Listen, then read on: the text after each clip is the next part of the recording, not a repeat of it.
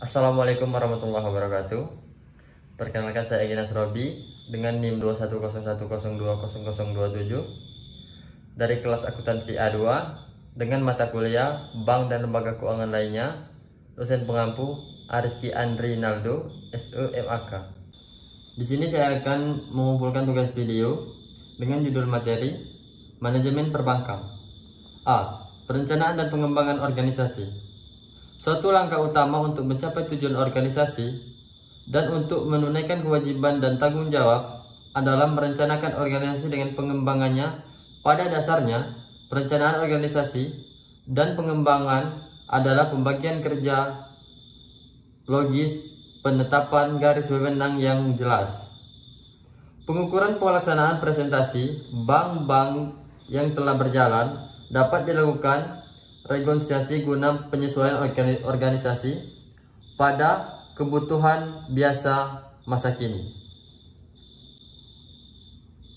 Perencanaan dan pengembangan organisasi terdiri dari yang pertama, pengelompokan fungsi-fungsi, yang kedua, pelimpahan tanggung jawab, yang ketiga, garis wewenang, yang keempat, lingkup pengawasan, yang kelima, hubungan staf dan garis, yang keenam, fleksibilitas struktur organisasi, dan yang terakhir yaitu spesifikasi produk.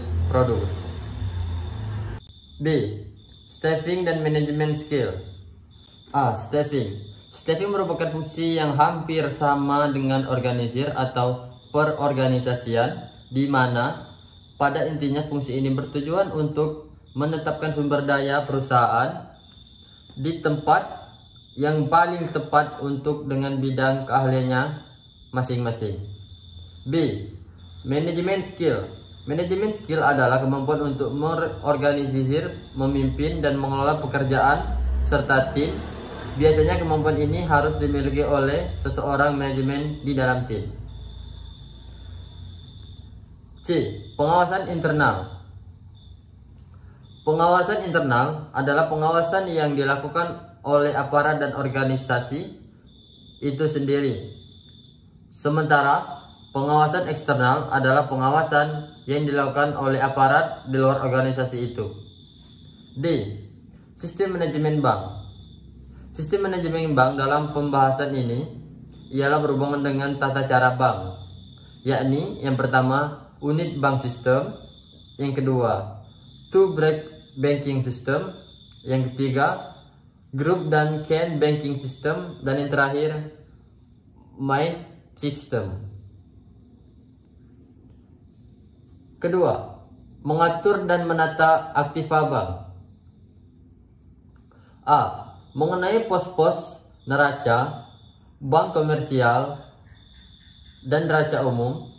Neraca atau balance sheet adalah suatu gambaran dari laporan keuangan bank yang mengemukakan perbandingan yang seimbang antara harta, benda, milik atau kekayaan bank dengan semua kewajiban.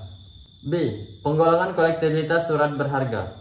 Kolektibilitas merupakan klasifikasi suatu keadaan pembayaran angsuran bunga atau angsuran pokok dan bunga kredit oleh debitur serta tingkat kemungkinan diterimanya kembali dana yang ditanamkan dalam surat-surat berharga atau penanaman lainnya.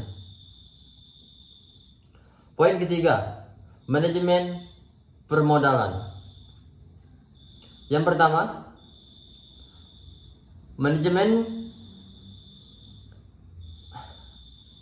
pengertian modal. Masih menurut KBBI, modal adalah sesuatu yang digunakan seseorang atau perusahaan sebagai bekal untuk bekerja, berjuang, dan sebagainya. Yang kedua, strategi permodalan.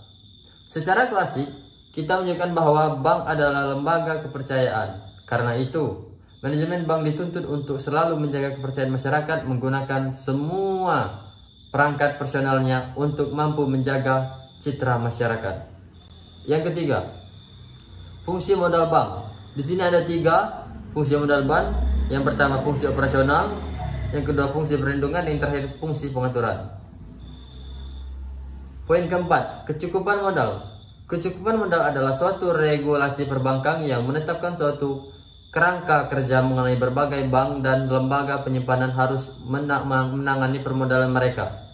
Yang kelima, Capital Adequate Ratio, yakni singkatan dari Bank Internasional Sentimental, adalah suatu organisasi bank sentral dari negara-negara maju yang disponsori oleh Amerika Serikat, Kanada, dan negara-negara Eropa Barat.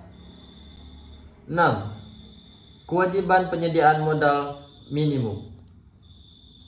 Kewajiban penyediaan modal minimum bank diukur dari persentase tertentu terhadap aktiva tertimbang menurut resiko. Sejalan dengan standar yang ditetapkan, bank ini di Indonesia diwajibkan untuk menyediakan modal minimum sebesar 8%. Sekurang-kurangnya yaitu 1,3% sejak akhir Maret 1998, 2,3% sejak akhir Maret 1993, dan terakhir 3,8% sejak akhir Desember 1993. Baiklah, sekian pembuatan video dari saya. Saya akhiri. Wassalamualaikum warahmatullahi wabarakatuh.